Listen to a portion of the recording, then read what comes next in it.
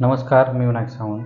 आज आपणासमोर येण्याचं कारण म्हणजे की म्हैसच तालुक्यामध्ये अनधिकृत वीटभट्ट्या असतील, खडी क्रशर असेल किंवा गौण उत्खनन असेल आणि त्यांची होणारी वाहतूक ह्या संदर्भात जी आपली लढाई सुरू आहे, ह्यामध्ये आपण गेल्या 15 दिवसापूर्वी एक लाईव्ह आलो होतो आणि त्यावेळेस आपण सांगितलं होतं की रॉयल्टी शासनाचा महसूल जो शासनाने भरून घेतला पाहिजे, तो वसूल केला पाहिजे. कारण तोच निधी नंतर आपल्या नागरिकांच्या लोकहितासाठी वापरला जातो, विकासासाठी जे आवश्यक आहे सेवा सुविधा देण्यासाठी वापरला जातो. परंतु म्हैसच तालुक्यामध्ये ग्राम महसूल अधिकारी म्हणजे तलाठी असतील, मंडल अधिकारी असतील, त्यांचे वरिष्ठ अधिकारी तहसीलदार असतील, त्यांचे वरिष्ठ अधिकारी उपविभागीय अधिकारी असतील म्हणजे प्रांत अधिकारी असतील, तर ह्या सगळ्यांनी म्हैसच तालुक्यामध्ये कुठल्याही प्रकारची कारवाई, कडक अशी कारवाई न केल्यामुळं आज आपल्या शासनाचा महसूल बुडतोय. ह्या संदर्भात अनेक पुरावे आपण संबंधित यंत्रणेकडे दिलेले आहेत. त्यानंतर शासनाकडून म्हणजेच माननीय जिल्हाधिकारी साहेब असतील, त्याचबरोबर जिल्हा खनिकर्म अधिकारी असतील सोलापूर, ह्यांनी सुद्धा आपण तक्रार केल्यानंतर दुर्लक्ष करण्याचा प्रयत्न केला या 3-4 वर्षामध्ये. शेवटी आपण आदरणीय मुख्यमंत्री साहेब असतील, आदरणीय पंतप्रधानजी असतील, यांच्या कार्यालयाकडे ज्यावेळेस आपण ह्या संदर्भात तक्रारी ज्यावेळेस केल्या, त्यावेळेस आदरणीय पंतप्रधानजी यांच्या कार्यालयाकडून दखल घेतल्या कारणाने आणि माननीय मुख्यमंत्री साहेबांच्या कार्यालयाकडून दखल घेतल्या कारणाने आज विभागीय आयुक्त कार्यालयाला ह्या संदर्भात तात्काळ कारवाई करण्याचे आदेश माननीय जिल्हाधिकारी साहेब सोलापूर यांना देण्यात आले. आणि त्यानंतर मग सोलापूर जिल्ह्यातील अनेक ठिकाणी ह्या संदर्भात कारवाई झाली. आणि आता सुरू असणाऱ्या आर्थिक म्हणजे बजेटचं जे आता आपलं सेक्शन चालू आहे महाराष्ट्र शासनाचं, त्यामध्ये माननीय महसूल मंत्री चंद्रशेखर बावनकुळे साहेब यांनी सुद्धा सोलापूर जिल्ह्यातील एक 12.96 लाखच्या साधारणतः एवढी वसुली झालेली आहे. 12,96,00,000च्या आसपास वसुली झालेली या वर्षामध्ये 2025-26 मध्ये, आणि अजून कारवाई सुरू आहे असं सुद्धा त्यांच्याकडून सांगण्यात आलं.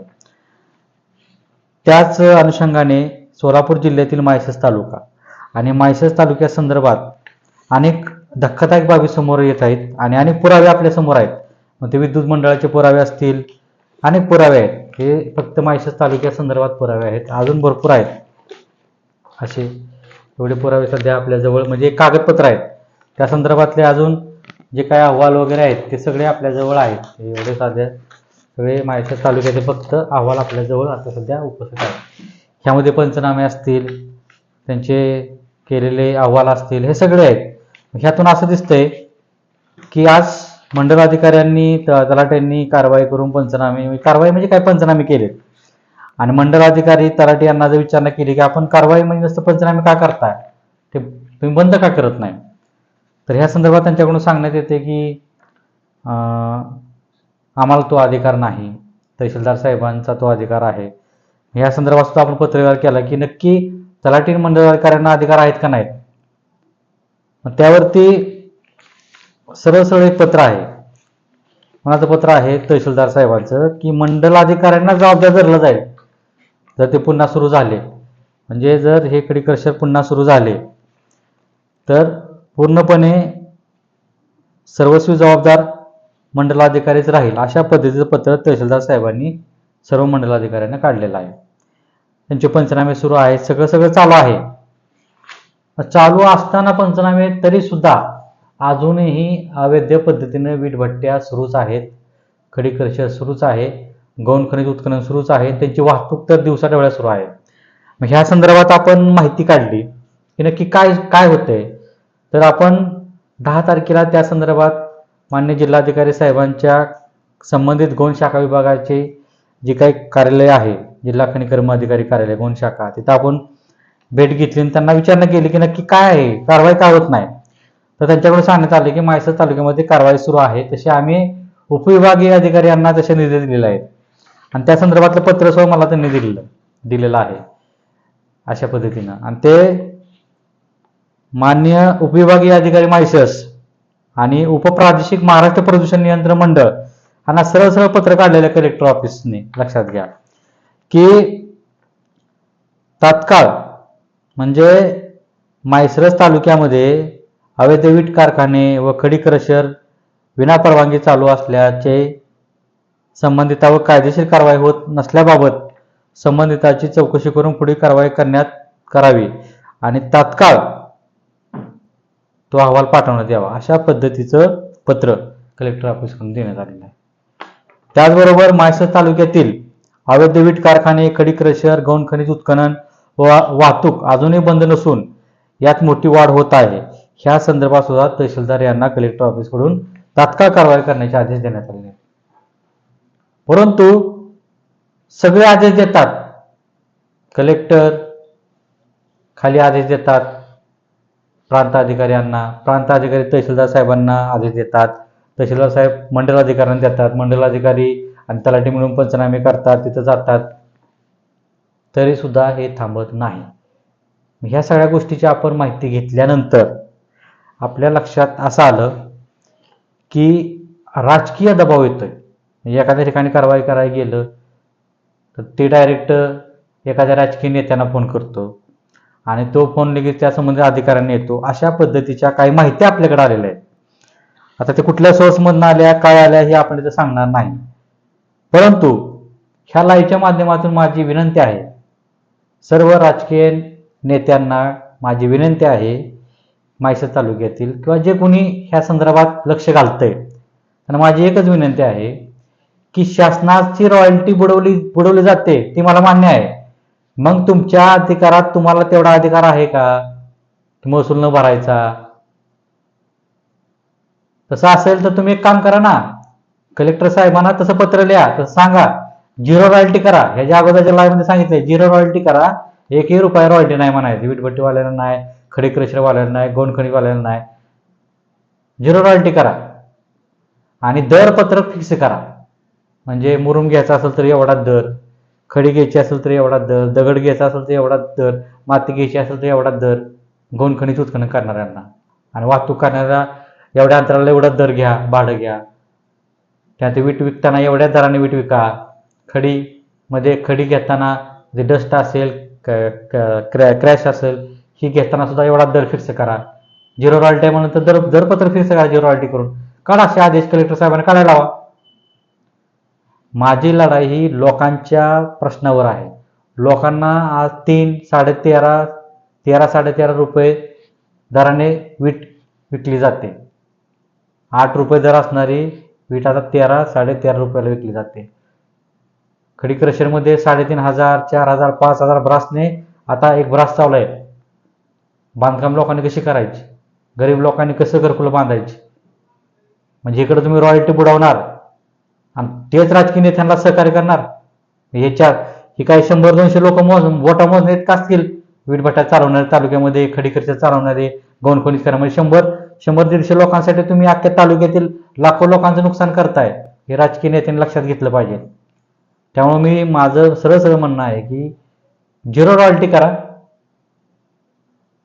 आणि दरपत्र फिक्स करा. विटांचं, खडी क्रशरचं, कॅन्सचं, स्टँडचं, का डस्ट असते त्याचं, गौण खनिज उत्खनन करताना मुरुम लागतो, भर घालायला बांधकाम करताना दगड लागते, बारकी गोटं लागते.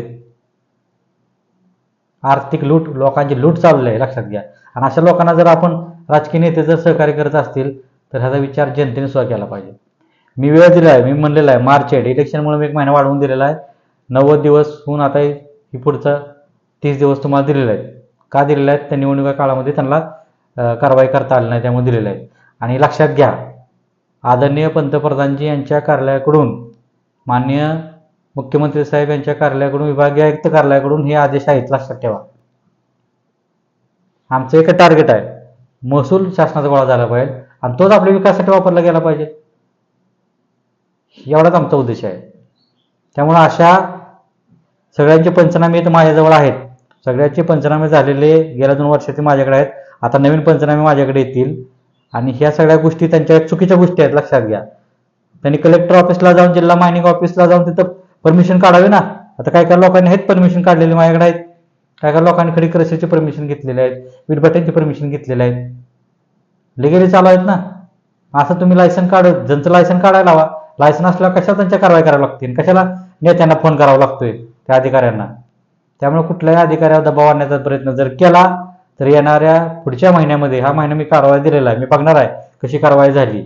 आणि मी प्रत्येक ठिकाणचं लोकेशन काढतोय, तिथं उत्खनन झालेलं आहे लाईव्ह, काढताना उत्खनन कुठं कुठं उत्खनन काढते फोटो असू द्या, वीटभट्टींचे फोटो असू द्या, खडी क्रशर कुठं कुठं चालू, मी सगळे लोकेशन फोटो काढतोय. त्यामुळं चुकीच्या पद्धतीनं पंचनामा मंडळ अधिकारी करत असतील तर त्यांच्यासह कारवाई करायला लावल्याशिवाय मी गप्प बसणार नाही. आणि वीज मंडळाकडून सुद्धा माहिती मिळालेली आहे, वीज मंडळाने सुद्धा माहिती दिलेली आहे. तर उदाहरण तुम्हाला देतो. आता माळशिरसच्या यांनी मला सांगितलेलं आहे की कुठलाही खंडित पुरावा केला नाही आम्ही, म्हणजे आम्ही कुठल्याही कारवाई केली नाही खडी क्रशरवर, त्याचा विद्युत पुरावा खंडित केला नाही. आणि तहसीलदार साहेब तर म्हणतात आम्ही करायला लावलाय, मग काय केलं नाही. नातेपुते कार्यालयाने सुद्धा मला दिलेले आहे विद्युत विभाग, बघा अकलूज, नातेपुते, माळशिरस सगळ्यांनी दिलेले आहे. ह्याच्यामध्ये सगळ्या गोष्टी आहेत, सगळे पुरावे ह्या चोरांच्या बाजूने आहेत, लक्षात घ्या. चोर आहेत, शासनाचा महसूल बुडवणारे चोर आहेत. नाशाला तुम्ही सहकार्य करू नका, हे आमचंच मला विनंती आहे. करायचं असेल तर झिरो रॉयल्टी करा मग.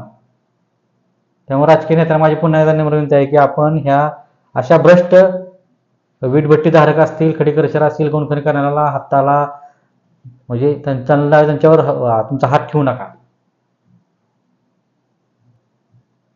150-200 लोकांसाठी तुम्ही ह्या गोरगरिबांचा विचार करा.